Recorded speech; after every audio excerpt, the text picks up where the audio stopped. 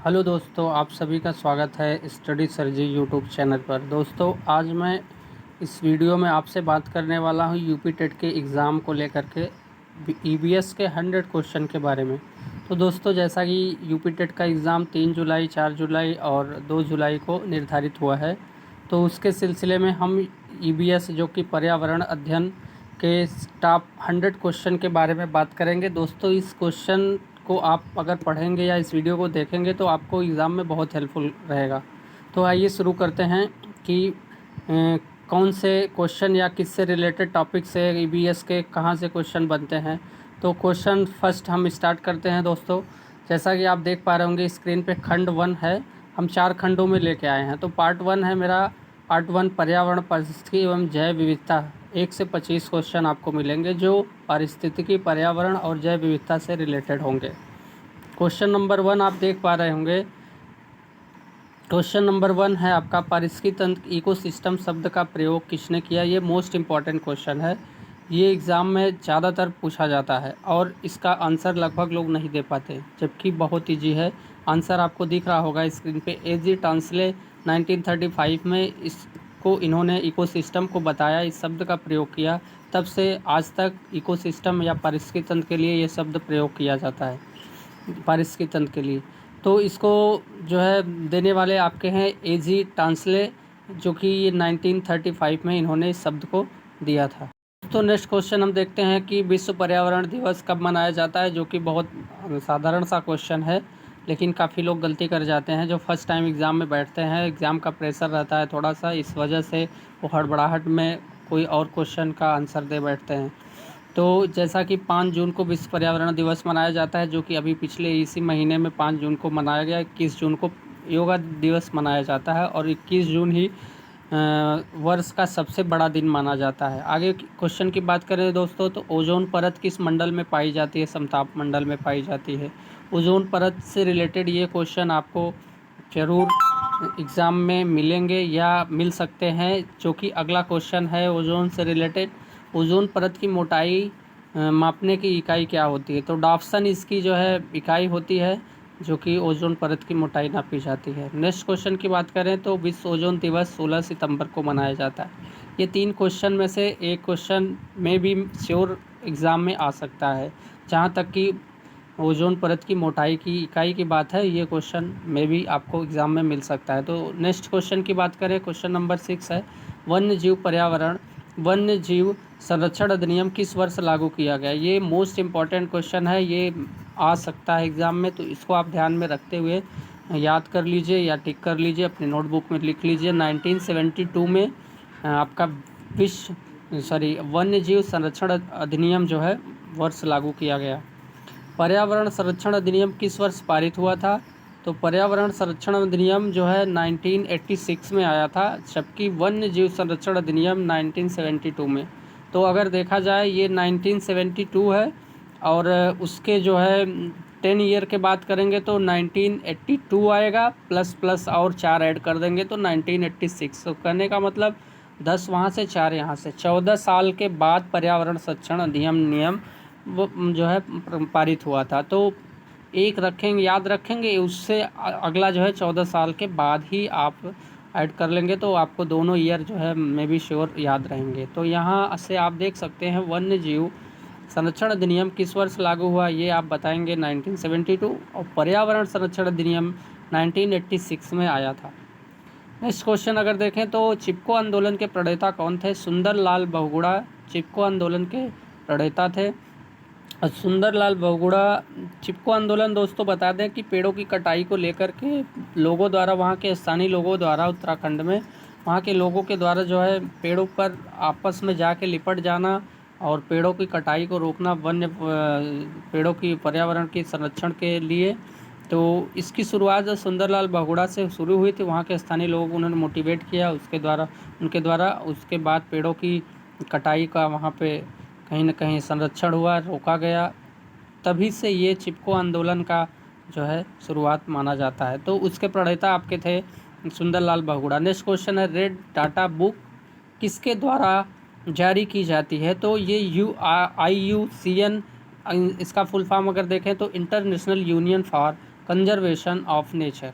तो red book data एक विलुप्त प्राय प्राणियों के लिए यूज़ की जाती है बुक, जिसमें जो जीव विलुप्त होते हैं उनको रेड सूची में रखा जाता है। इसको जारी करते हैं international union for conservation of nature, जो कि नेचर को कंजर्व करते हैं, नेचर का संरक्षण करते हैं। तो उनके द्वारा रेड डाटा बुक जारी किया जाता है।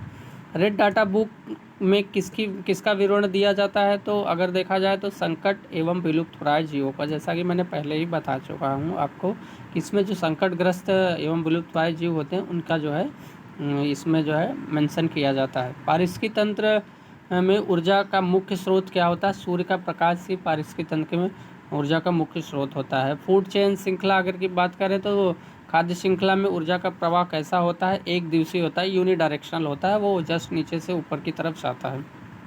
आगे बात करें क्वेश्चन की, तो 10% ऊर्जा का नियम क्या है? 10% लॉ किसने दिया था?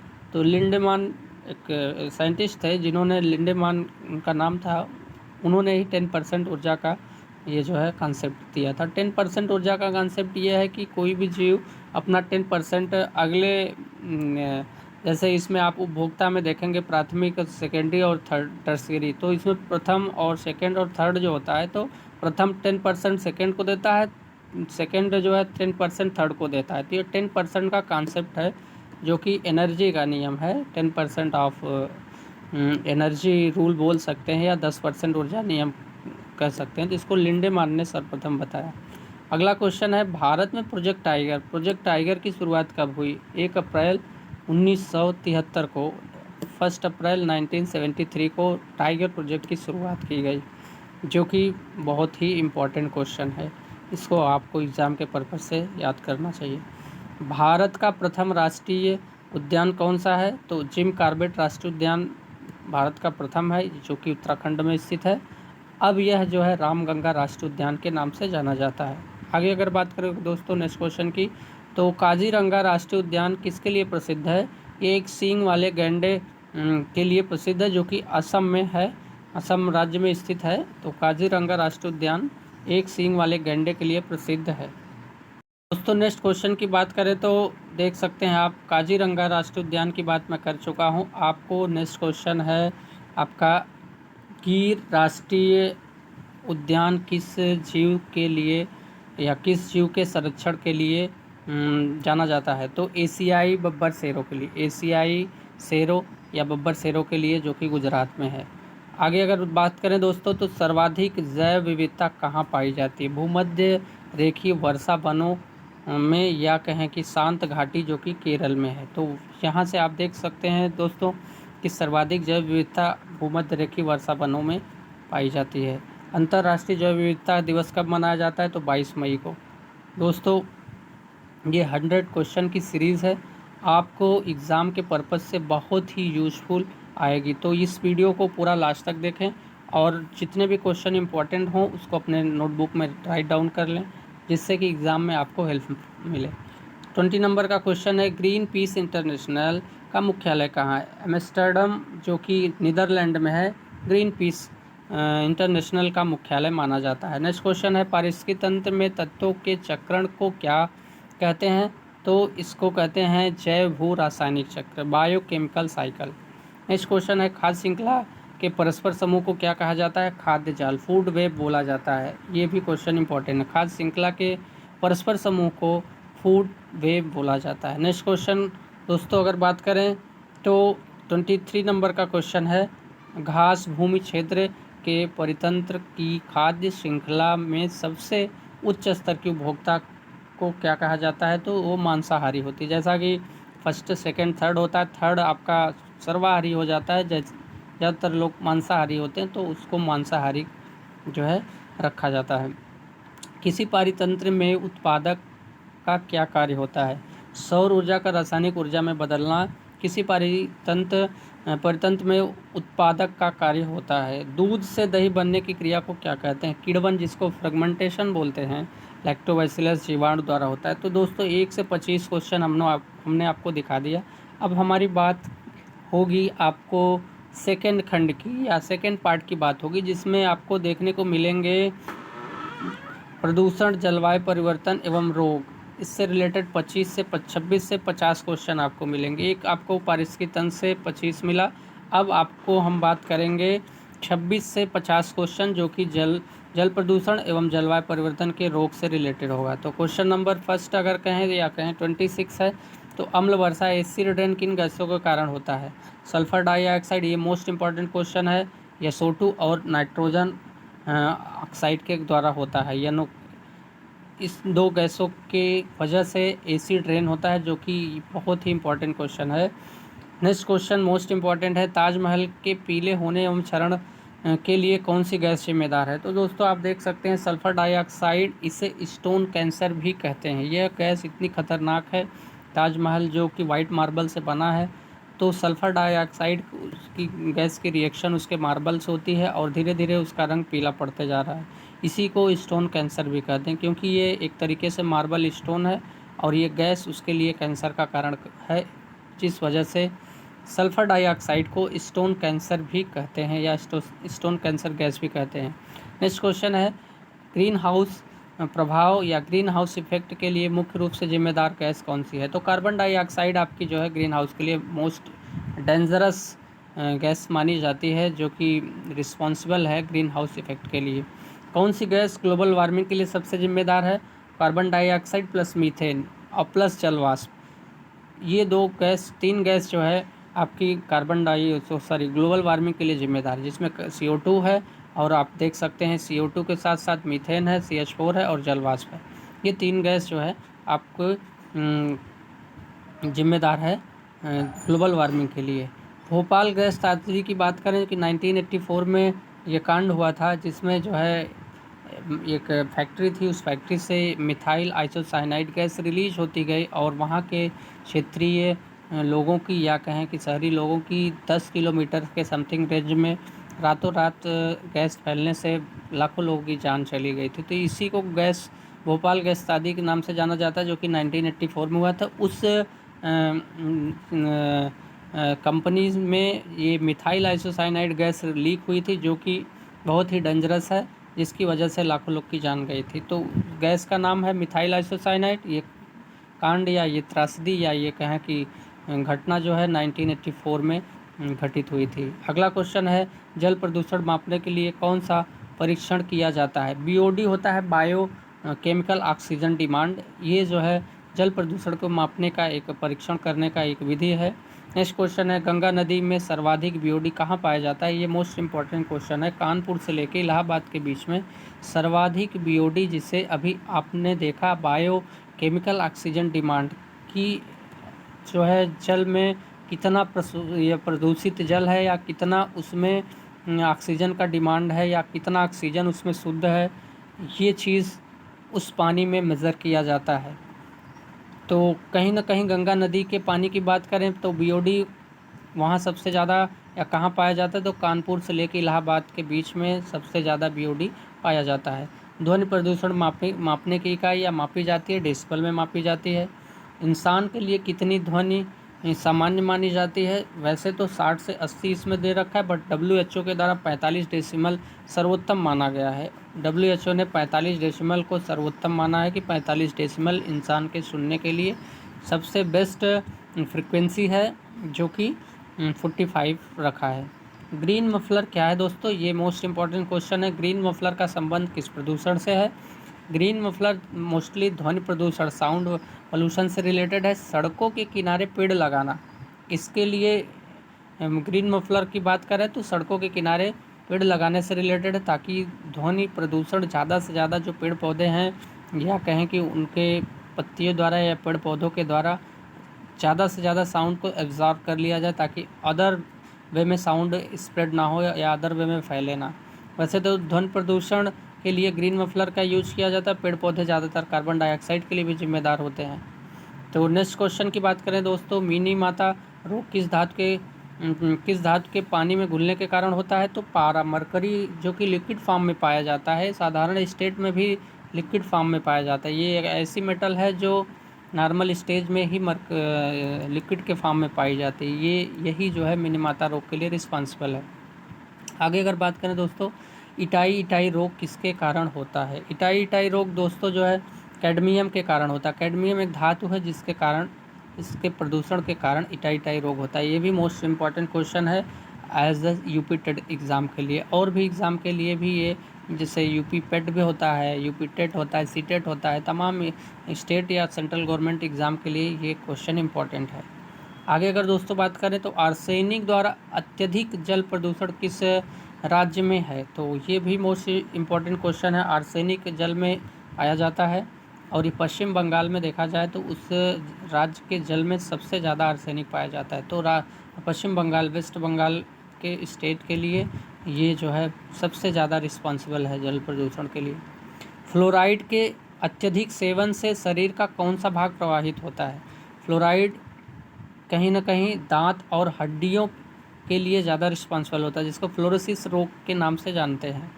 नेक्स्ट क्वेश्चन दोस्तों है, मलेरिया रोग किस मच्छर के काटने से होता है? मलेरिया रोग मादा एनाफिलीज मच्छर के काटने से होता है। मादा होती है, नर मादा दो होते हैं, तो नर रिस्पॉन्सिबल नहीं है मलेरिया के लिए, मादा एनाफिलीज मच्छर ही रिस्पॉन्सिबल है।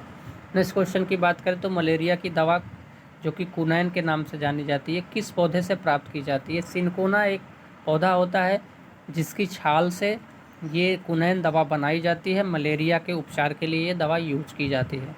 नेक्स्ट क्वेश्चन की बात करें दोस्तों तो प्लेग किस प्रकार की बीमारी है? प्लेग जो है आपका जीवाणु जनित बैक्टीरियल रोग है जो कि चूहों के पिस्सू से फैलती है। चूहों के पिस्सू का मतलब चूहे के जो छोटे छोटे बच्चे होते हैं या चूहे के जो बच्चे के बाल गिरते हैं जब पैदा होते हैं, छोटे छोटे रहते हैं, तो उसके द्वारा ही ये जो है पूरी तरीके से रिस्पॉन्सिबल माना जाता है। दोस्तों नेक्स्ट क्वेश्चन की बात करें तो टिटनेस हैजा टाइफाइड किसके कारण होते हैं? तो ये जीवाणु के कारण होते हैं, बैक्टीरिया के द्वारा होते हैं। एड्स का कारण क्या होता है? नेक्स्ट क्वेश्चन है, एड्स का कारण HIV वायरस होता है। ह्यूमन इम्यूनो डिफिशियंसी सिंड्रोम कहते हैं HIV एड्स को। Acquired immuno deficiency syndrome AIDS को कहते हैं, उसके वायरस को ह्यूमन इम्यूनो वायरस के नाम से जाना जाता है। नेक्स्ट क्वेश्चन की बात करें तो CNG का पूरा नाम क्या है? CNG का पूरा नाम है कंप्रेस्ड नेचुरल गैस, जिसके लिए CNG में CH4 अर्थात मीथेन जो है रिस्पॉन्सिबल होती है। तो CNG गैस के लिए मुख्य घटक अगर देखा जाए तो मीथेन होता है, जिसका रासायनिक फार्मूला होता है CH4। LPG की बात करें तो LPG के लिए मुख्य घटक आपका ब्यूटेन और प्रोपेन होता है। नेक्स्ट क्वेश्चन है, घरेलू LPG सिलेंडरों में गंध के लिए क्या मिलाया जाता है? नॉर्मली जो कि LPG सिलेंडर होता है, LPG में ब्यूटेन और प्रोपेन पाया जाता है, लेकिन उसमें कोई गंध नहीं होती है। गंध पता चले कैसे कि गैस रिलीज हो रही, तो उसमें मिलाया जाता है इथाइल मरकप्टेन। और यह मोस्ट इम्पॉर्टेंट क्वेश्चन है, इसको सभी एग्ज़ाम के पर्पज़ से इम्पोर्टेंट माना जाए और ज़्यादातर ये एग्ज़ाम में पूछ लिया जाता है कि LPG गैस में सिलेंडर में गंध के लिए क्या मिलाया जाता है? इथाइल मरकप्टेन नाम है उस रासायनिक केमिकल का, जो कि उसकी गंध की वजह से पता चलता है कि यहाँ गैस लीक हो रही है। बायोडीजल बनाने के लिए किस पौधे का उपयोग किया जाता है? नेक्स्ट क्वेश्चन आपको बताएं तो बायोडीजल बनाने के लिए ज़ेट्रोफा, जिसको रतन जोत के नाम से जाना जाता है, बायोडीजल या कहें नेचुरल डीजल के लिए उपयोग किया जाता है। सौर सेल द्वारा किस ऊर्जा को विद्युत ऊर्जा में बदला जाता है? तो प्रकाश ऊर्जा को या सौर ऊर्जा को हम जो है विद्युत ऊर्जा में सौर सेल के द्वारा हम बदल सकते हैं। तो दोस्तों यहाँ आप देख सकते हैं मेरा पार्ट 2 पूरा हुआ, खंड 2 पूरा हुआ। खंड 3 की बात करें पार्ट 3 में, तो पार्ट 3 में हम देखेंगे भूगोल, नदियाँ, पर्वत एवं पर्यावरण दिवस से रिलेटेड 51 से 75 क्वेश्चन आपको देखने को मिलेंगे। अब इस पार्ट की बात करते हैं जिसमें आपको जियोग्राफी और रिवर्स और माउंटेन या एनवायरनमेंट से रिलेटेड क्वेश्चन मिलेंगे। तो आइए जल्दी जल्दी क्वेश्चन को कंप्लीट करते हैं ताकि वीडियो लंबा ना हो। जल्दी जल्दी क्वेश्चन को पढ़ते हैं। तो भारत की किस नदी को जैविक मरुस्थल कहा जाता है? जैसा कि आप देख पा रहे होंगे कि भारत की किस नदी को जैविक मरुस्थल कहा जाता है, तो दामोदर घाटी नदी को भारत की जैविक मरुस्थल कहा जाता है। विश्व का सबसे बड़ा मैंग्रोव वन कहाँ या कौन सा है? तो सुंदरवन पश्चिम बंगाल में है। शांति घाटी साइलेंट वैली किस राज्य में है? तो केरल राज्य में है और इसी जैव विविधता के लिए सबसे ज़्यादा रिस्पॉन्सिबल है। फूलों की घाटी की बात करें, वैली ऑफ फ्लावर कहाँ है? तो उत्तराखंड के चमोली में है। भारत का सबसे ऊंचा बांध कौन सा? टिहरी बांध भागीरथी नदी उत्तराखंड में है। नर्मदा बचाओ आंदोलन कौन सा जुड़ा है? नर्मदा बचाओ आंदोलन से कौन सा जुड़ा है? तो जहाँ तक देखा जाए तो ये इसके लिए मेधा पाटकर और बाबा आमटे जो है नर्मदा बचाओ आंदोलन के लिए कार्य कर रहे हैं। तो भारत की सबसे लंबी नदी कौन सी है? गंगा नदी है। ऐसे तो ब्रह्मपुत्र है, बट ब्रह्मपुत्र चाइना बॉर्डर्स होते हुए आती है, तो उसको हम नहीं लेते हैं, तो क्योंकि वो चाइना में थोड़ी उसका पार्ट चाइना में बहता है, जैसा कि इस वजह से हम उसको इग्नोर कर देते हैं। तो गंगा नदी पूरी तरीके से भारत में बहती है। इसकी लंबाई 25-25 है। आप याद करने के लिए 25-25 किलोमीटर बोल सकते हैं। तो 25 किलोमीटर की दूरी है। किस नदी को बिहार का शोक कहा जाता है? कोसी नदी को बिहार का शोक कहा जाता है, क्योंकि ये जब इसका बहाव होता है तो ये अपना जो है नियंत्रण खो देती है। ये कहीं से भी रास्ता बना के अपना जो है रास्ता मार्ग ढूंढ लेती है। इस वजह से इसको बिहार का शोक कहा जाता है। दक्षिण भारत की सबसे लंबी नदी कौन सी है? तो दोस्तों आप देख सकते हैं गोदावरी जो है इसे वृद्ध गंगा भी कहा जाता है। इस क्वेश्चन की बात करें तो दोस्तों सुनामी का मुख्य कारण क्या होता है? सुनामी का मुख्य कारण समुद्र के नीचे आने वाला भूकंप होता है। भूकंप की तीव्रता मापने वाला यंत्र क्या होता है? सिस्मोग्राफ। ये इंपॉर्टेंट क्वेश्चन है, रिक्टर पैमाना पर होता है। तो सिस्मोग्राफ एक तरीके से एक इंस्ट्रूमेंट है जिसकी वजह से भूकंप की तीव्रता मापी जाती है। वायुमंडल की आर्द्रता ह्यूमिडिटी किसके द्वारा मापी जाती है? हाइग्रोमीटर के द्वारा वायुमंडल की आर्द्रता ह्यूमिडिटी नापी जाती है कि वायुमंडल में कितनी नमी है। अगला क्वेश्चन है वायुदाब एटमॉस्फेरिक प्रेशर मापने का यंत्र है बैरोमीटर। विश्व जल दिवस कब मनाया जाता है? 22 मार्च को मनाया जाता है। पृथ्वी दिवस कब मनाया जाता है? 22 अप्रैल को मनाया जाता है। विश्व वन दिवस कब मनाया जाता है? 21 मार्च को मनाया जाता है। राष्ट्रीय खेल दिवस कब मनाया जाता है? 29 अगस्त को मनाया जाता है मेजर ध्यानचंद के जन्मदिवस पे। जैसा कि मेजर ध्यानचंद आप सभी को पता होगा, इनको जादूगर के नाम से जाना जाता है, क्योंकि ये हॉकी के सबसे बड़े जादूगर थे। और जब तक ये हॉकी खेलते थे भारत के लिए, इन्होंने गोल्ड मेडल, बहुत सारे ओलंपिक गोल्ड मेडल जीते थे। इस वजह से इनके ही जन्मदिन पर हम राष्ट्रीय खेल दिवस के रूप में मनाते हैं, जो कि 29 अगस्त को इनका जन्म दिवस मनाया जाता है। काजीरंगा राष्ट्रीय उद्यान कहाँ स्थित है? असम में। केवलादेव घाना पक्षी विहार कहाँ स्थित है? भरतपुर राजस्थान में। नेक्स्ट क्वेश्चन की बात करें सारिस्का राष्ट्रीय उद्यान कहाँ है? तो राजस्थान में। पेरियार वन्यजीव अभयारण्य कहाँ है? केरल, हाथियों के लिए प्रसिद्ध है। सुंदरवन राष्ट्रीय उद्यान किस राज्य में है? पश्चिम बंगाल में। भारत में किस राज्य को टाइगर स्टेट कहा जाता है? This is the most important question which is ask for any exam. आपका वो बता दें, इसका आंसर है मध्य प्रदेश। मध्य प्रदेश जो है आपको टाइगर स्टेट के नाम से जाना जाता है। तो नेक्स्ट क्वेश्चन है ग्रेट हिमालयन राष्ट्रीय उद्यान कहाँ है? हिमाचल प्रदेश में। भारत का सबसे बड़ा राष्ट्रीय उद्यान कौन सा है? हेमिस राष्ट्रीय उद्यान लद्दाख में है, जो कि सबसे बड़ा राष्ट्रीय उद्यान माना जाता है। खंड 4 की अगर बात करें दोस्तों, तो पार्ट 4 है भारतीय संविधान, राज्य व्यवस्था एवं विविध। अब यहाँ पे आपको 76 से 100 क्वेश्चन मिलेंगे। अभी तक दोस्तों जितना हमने बता दिया है उसमें आपको 5 से 7 क्वेश्चन तो मिलने ही मिलने हैं, प्लस ये जो क्वेश्चन मैं अभी डिस्कस करने जा रहा हूँ इससे भी 2-3 क्वेश्चन आपको मिल जाएंगे, तो लास्ट तक बने रहना। भारतीय संविधान में राष्ट्रगान को कब अपनाया? 24 जनवरी 1950 को, या कहें 24 जनवरी 1950 को संविधान सभा ने राष्ट्रीय गान को अपनाया था। नेक्स्ट क्वेश्चन की बात करें तो संविधान के किस नेक्स्ट क्वेश्चन की बात करें तो संविधान के किस भाग के मौलिक अधिकारों का वर्णन है? तो भाग 3 में जो है हमें जो है भाग 3 में अनुच्छेद 12 से 35 के बीच देखने को मिलता है। मूल कर्तव्य फंडामेंटल ड्यूटी किस देश से संविधान में लिया गया? तो सोवियत संघ रूस से लिया गया। रसिया से हमें मौलिक फंडामेंटल ड्यूटीज़ लिया गया, मौलिक कर्तव्य। नेक्स्ट क्वेश्चन की बात करें संविधान संशोधन मूल कर्तव्यों में जोड़ा गया। 42वां संविधान संशोधन 1976 में ऐड किया गया। भारतीय संविधान का कौन सा अनुच्छेद पर्यावरण संरक्षण से संबंधित हो? अनुच्छेद 48A तथा 51A से G के बीच जो है संविधान में जो है पर्यावरण से संबंधित अनुच्छेद माना गया है। नेक्स्ट क्वेश्चन इंपॉर्टेंट है दोस्तों, मोस्ट इंपॉर्टेंट है। भारत में पंचायती राज व्यवस्था का जनक अगर देखा जाए तो बलवंत राय मेहता समिति थी, जिसके द्वारा पंचायती राज व्यवस्था का गठन हुआ और ये व्यवस्था लाई गई, जिसमें क्षेत्र पंचायत, जिला पंचायत और ग्राम पंचायत तीनों शामिल हैं। तो बलवंत राय मेहता जी के द्वारा ये जो है गठन किया गया, जिसमें पंचायती राज व्यवस्था मानी जाती है या उसका जनक कहा जाता है। क्वेश्चन की बात करें दोस्तों तो 73वां संविधान संशोधन किससे संबंधित है? पंचायती राज व्यवस्था से। जैसा कि अभी बलवंत राय मेहता के द्वारा पंचायती राज व्यवस्था की बात हमने डिटेल में आपको बता दी। राज्यसभा का सभापति उपराष्ट्रपति होता है, सभी को पता होगा। उपराष्ट्रपति की आयु जो है 35 होनी चाहिए, राष्ट्रपति की 35 होनी चाहिए। सुप्रीम कोर्ट के CJI chief justice of India की एज जो है 35 होनी चाहिए। इन सब की एज जो है 35 साल होनी चाहिए। नेक्स्ट क्वेश्चन की बात करें तो लोकसभा का प्रथम घंटे को क्या कहा जाता है? तो लोकसभा के प्रथम घंटे को कहा जाता है प्रश्नकाल कहा जाता है। तो क्वेश्चन हावर जो है लोकसभा के कार्रवाई के प्रथम घंटे को कहा जाता है। शून्यकाल जीरो हावर की बात करें तो जीरो हावर 12 से 1 बजे के समय को जीरो हावर काल बोलते हैं। या आगे बात करें नेक्स्ट क्वेश्चन की, किसी राज्य के राज्यपाल की नियुक्ति के लिए न्यूनतम आयु, जैसा कि अभी हमने बताया था, इसमें राज्यपाल की आयु की भी बात 35 वर्ष कही गई है या फिर 35 वर्ष से कम नहीं होनी चाहिए। भारत के मुख्य चुनाव आयुक्त कौन करता है? तो राष्ट्रपति मुख्य चुनाव आयुक्त का जो है चुनाव करते हैं। राष्ट्रीय मतदाता दिवस कब मनाया जाता है? 25 जनवरी को राष्ट्रीय मतदाता दिवस मनाया जाता है। नेक्स्ट क्वेश्चन दोस्तों उत्तर प्रदेश से रिलेटेड है। उत्तर प्रदेश की राजकीय वृक्ष की बात करें तो अशोक, जिसको सीता अशोक कहते हैं।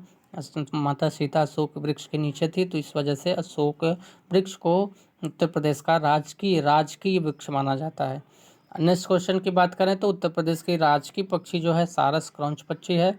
बिहू किस राज्य का लोक नृत्य है? क्वेश्चन दोस्तों तो ये जो है मोस्ट इम्पॉर्टेंट है। बिहू असम राज्य का लोक नृत्य माना जाता है। नेक्स्ट क्वेश्चन है कथक किस क्षेत्र का शास्त्रीय नृत्य है?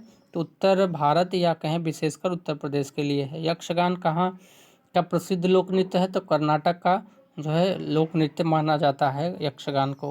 नेक्स्ट क्वेश्चन की बात करें तो पश्मीना, जो कि मोस्ट इम्पॉर्टेंट है, पश्मीना ऊन किस जंतु के द्वारा प्राप्त होता है? तो बकरी से प्राप्त होता है, जो कि ये पश्मीना एक तरीके से बकरी का प्रजाति है। ये लद्दाख कश्मीर में पाई जाती है। रेगिस्तानी डेजर्ट ओक नामक पेड़ कहाँ पाया जाता है? तो ऑस्ट्रेलिया में रेगिस्तानी ओक नामक पौधे पाए जाते हैं। दोस्तों आगे क्वेश्चन की बात करें तो खेजड़ी, जो कि इम्पॉर्टेंट क्वेश्चन है, सीटेट के लास्ट ईयर के एग्जाम में आया था, इस बार भी यूपी टेट में पूछ सकता है। तो खेजड़ी वृक्ष मुख्य रूप से कहाँ पाया जाता है? राजस्थान के रेगिस्तानी क्षेत्रों में पाया जाता है।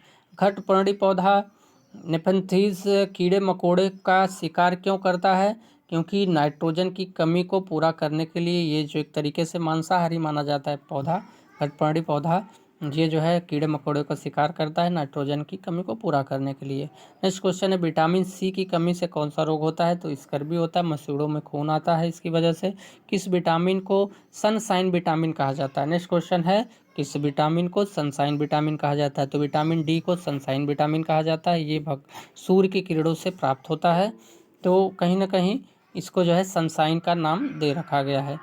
आगे अगर बात करें तो रक्त का थक्का ब्लड क्लॉटिंग जमाने के लिए कौन सा विटामिन सहायक है, कौन सा विटामिन जिम्मेदार होता है? तो विटामिन के।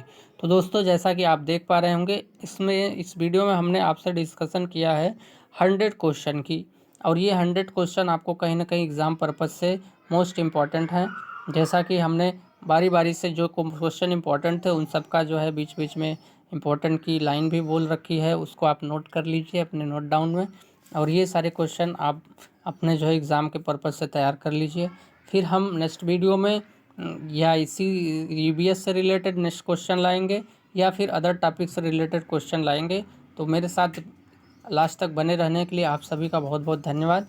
जैसा कि आप सब देख पा रहे होंगे सारे क्वेश्चन हमने 1 से लेकर 100 तक बताएं, अलग अलग टॉपिक से यूबीएस के रिलेटेड क्वेश्चन। तो दोस्तों इस वीडियो में इतना ही, मिलते हैं नेक्स्ट वीडियो में नए टॉपिक नए वीडियो के साथ। तब तक के लिए आप सभी का बहुत बहुत धन्यवाद। Thank you, tata bye bye, जय हिंद।